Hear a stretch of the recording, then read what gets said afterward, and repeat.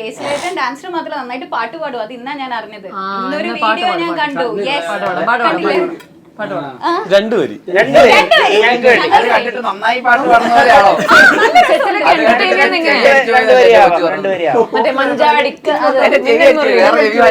ഞാൻ പാട്ട് പാടുന്ന പറഞ്ഞിട്ട് ഇതിലെ പാട്ട് പാടാന്നാ പിന്നെ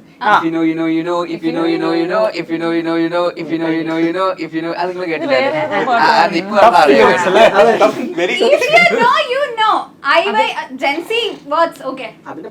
പാട്ടിറങ്ങി ഞങ്ങളിവിടെ ഇരുന്നപ്പോഴാണ് പാട്ട് കാണാൻ പറ്റില്ല. 6 മണിക്ക് ഇറങ്ങിയതാണ്. കൊണ്ട് നിറച്ചേ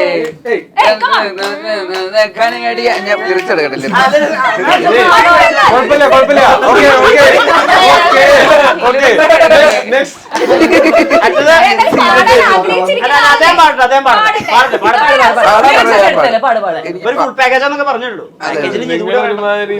പാടിക്കോട്ടെ.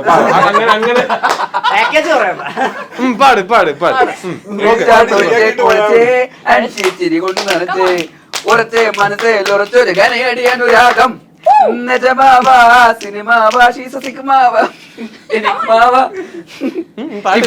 ആഗ്രഹമില്ലായിരുന്നു പാടാൻ.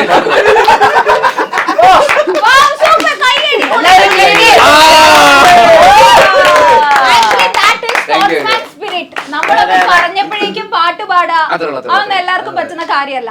പാട്ട് പാടുന്ന ആർട്സല്ലേ? ഈ കഴിവില്ലാത്ത കൂട്ടുകാരെ കോൺഫിഡൻസ് കൊടുത്ത് ഒരു ലെവലിലേക്ക് അങ്ങനെ ഒരു ആരോപണം നേരിടാറുണ്ടോ? അതല്ല ഇപ്പൊ ഓക്കെ, ഇനി റിയ ഷിബുവിന്റെ പെർഫോമൻസിനെ പറ്റിയിട്ട്. റിയ ഡെലുലു എന്നുള്ളൊരു ആ ഒരു പരിപാടിക്ക് ശേഷം അതിനിടയിൽ സ്വാതി ആർ കൃഷ്ണ എന്നുള്ളൊരു ക്യാരക്ടറായിട്ട് വരുമ്പോൾ ഭയങ്കര വെറൈറ്റി പരിപാടിയായിരിക്കും. എനിക്ക് കുറച്ച് കോമ്പിനേഷൻസ് ഉണ്ടായിരുന്നു റിയ ആയിട്ട്. അത്യാവശ്യം നല്ല രസമായിട്ട് തന്നെ വന്നിട്ടുണ്ട്. റിയയുടെ ഡെലുലുവിന് ശേഷം ഒരു സ്വാതി ആർ കൃഷ്ണ സ്വാതി എന്നുള്ളൊരു പരിപാടിയിലോട്ട് കയറട്ടെ എന്നൊരു വിശ്വാസം. എല്ലാ പടവും കഴിയുമ്പോ ആ പടത്തിന്റെ കഥാപാത്രമായിട്ട് അറിയാം.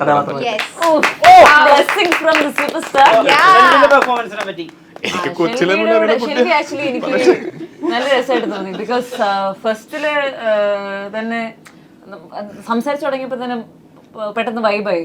ആൻഡ് നല്ല കോമഡി അങ്ങ് ജെൻസി അങ്ങനെ പറയുന്നില്ല. വൈബ് മാച്ച് അങ്ങനെ ജെൻസി വൈബ് അങ്ങനെയല്ല.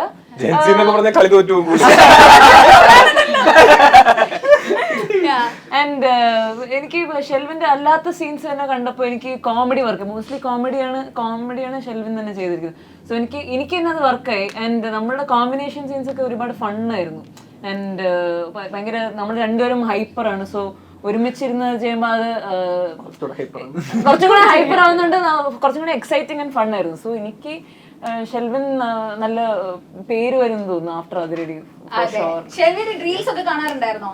അത് കഴിഞ്ഞിട്ടാണ്.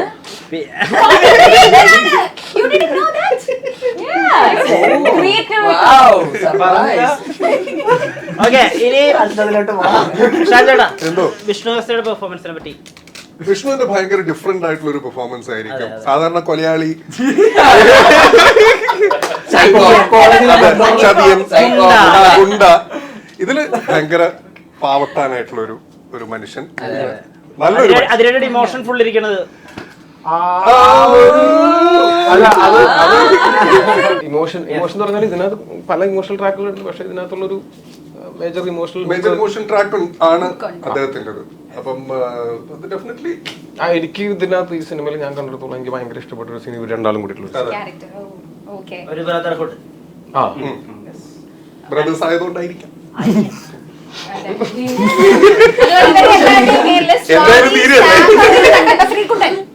എല്ലാവരുടെയും യെസ് ഉണ്ട് അല്ല, അതുണ്ടെന്ന് പറഞ്ഞതാ. ജോപ്പൻ. ടൊവിനോ ചേട്ടന്റെ പെർഫോമൻസിനെ പറ്റി സ്വാഭാവികമായിട്ടും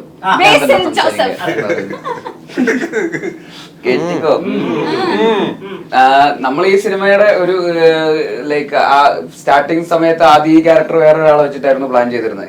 ഇവൻ ചെയ്യായിരുന്നു. ഇവന്റെ ക്യാരക്ടർ ക്ലൈമാക്സിൽ വരുന്ന ഒരു ക്യാമിയോ എന്നൊക്കെ പറയണ പോലെയായിരുന്നു ആദ്യം പ്ലേസ് ചെയ്തിട്ടുണ്ടായിരുന്നു. അത് കഴിഞ്ഞിട്ട് പിന്നെ പക്ഷെ ഏതോ ഒരു പോയിന്റിലാണ് എന്തുകൊണ്ട് ഈ ക്യാരക്ടർ ഇവൻ തന്നെ ഏതെങ്ങനെ ഉണ്ടാവും, ഇങ്ങനത്തെ ടൈപ്പ് ഓഫ് ഒരു ക്യാരക്ടർ ചെയ്തിട്ടില്ല, അങ്ങനെ ഒരു ട്രിവാൻഡ്രം അങ്ങനത്തെ ഒരു സെറ്റിങ്ങിലുള്ള ഒരു ക്യാരക്ടറൊക്കെ. അപ്പൊ അങ്ങനെയാണ് ടൊവിയിലേക്ക് എത്തുന്നത്. എന്നിട്ട് ആ ക്യാരക്ടറിൽ അപ്പോൾ ഇവൻ ചെയ്യുമ്പോൾ കുറച്ചുകൂടെ അതിനൊന്ന് കുറച്ചുകൂടെ ബെറ്റർ ആക്കണം, ആ ക്യാരക്ടറിനെ കുറച്ചുകൂടെ ലേയേഴ്സ് ഒക്കെ കൊടുക്കണം എന്നൊക്കെ പറഞ്ഞ് നമ്മളിപ്പോൾ അതിനെ വർക്ക് ചെയ്ത് എത്തിക്കുകയായിരുന്നു.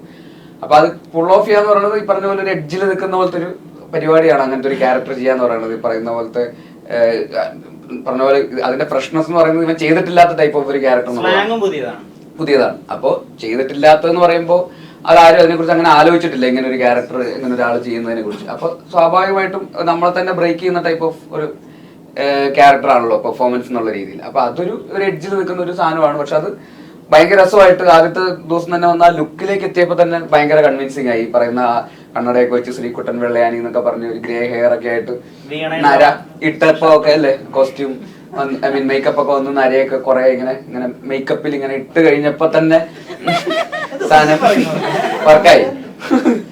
ഇല്ല ഒന്നും പറയരുത്, ഞാൻ നല്ലത് പറഞ്ഞോണ്ടിരിക്കും.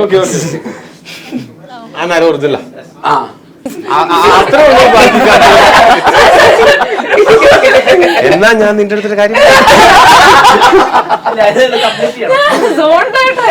ഞാൻ വേറെ എന്തൊക്കെയോ ആലോചിച്ചു. ഞാൻ കാരണം ടോവി വെളുപ്പിക്കുന്നു, ബേസിക് അർപ്പിക്കുന്നു, അങ്ങനെയൊക്കെയായിരുന്നു.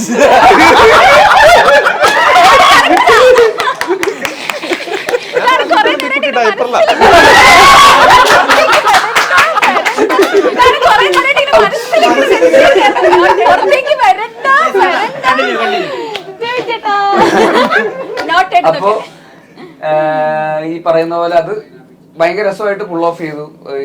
ആക്സെന്റ് പുൾ ഓഫ് ചെയ്തു. അതിന്റെ ആ ഒരു ഡൈനാമിക്സ്, ട്രാൻഡ്രം, കൂടെ ഉള്ളവരുമായിട്ടുള്ള ഭയങ്കരമായിട്ടുള്ള കെമിസ്ട്രി, അങ്ങനെ ത്രൂ ഔട്ട് ദ ഫിലിം അത് ഭയങ്കര കൺസിസ്റ്റന്റ് ആയിട്ട് പിടിക്കാനും ലൈക്ക് അതിന്റെ ഒരു മീറ്റർ അങ്ങനെ അങ്ങോട്ടും ഇങ്ങോട്ടും കയറി ഇറങ്ങിക്കൊണ്ടിരിക്കുന്ന ഒരു മീറ്റർ ഒക്കെയാണ്. പക്ഷെ ഭയങ്കര രസമായിട്ട് അത് പുൾ ഓഫ് ചെയ്തിട്ടുണ്ട്. ലൈക്ക് സിനിമ കാണുമ്പോൾ ആൾക്കാർ നന്നായിട്ട് സംസാരിക്കും. ഉറപ്പായിട്ടും നമ്മളത് കൊള്ളാം അങ്ങനെ തോന്നുന്നു. ഡെഫിനറ്റ്ലി അതിരടി കാണാൻ വലിയ പ്രതീക്ഷയോടുകൂടി തിയേറ്ററിൽ വരുന്ന ഒരുപാട് നിങ്ങളുടെ എല്ലാവരും സെപ്പറേറ്റ് ആരാധകരുണ്ട്. നിങ്ങളുടെ ഈ ഓഫ് ക്യാമറ സൗഹൃദം, എന്ത് തമാശയും പറഞ്ഞിരിക്കാൻ പറ്റാവുന്ന ഒരു സുഹൃത്തിനെ കിട്ടുക എന്ന് പറയുന്നത് ഇൻഡിവിജ്വലി നിങ്ങൾക്ക് ലഭിച്ച ഏറ്റവും വലിയ ഭാഗ്യങ്ങളായിട്ടാണ് നമ്മൾ മനസ്സിലാക്കുന്നത്. അപ്പോൾ അങ്ങനെ ഒരു ഫ്രണ്ട്ഷിപ്പിന്റെ ഒരു വലിയ എല്ലാവർക്കും അങ്ങനെ ഒരു സ്പേസ് ഉണ്ടായിരുന്നു.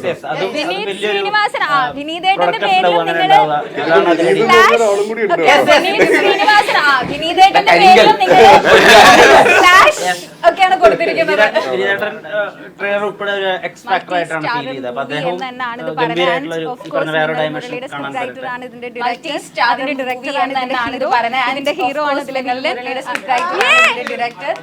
ഡയറക്ടറാണ് ഇതിന്റെ ഹീറോ, ഇതിന്റെ ഹീറോ ആണ് ഇതിലെ വില്ലൻ, അതിന്റെ ക്യാമറമാനാണ് ഇതിലൊരു പ്രൊഡ്യൂസർ. ഒരു മിന്നൽ മുരളിയുടെ ഒരു ഗുഡ് വില്ല് അതിരടി തിയേറ്ററുകളിൽ അടിക്കട്ടെ.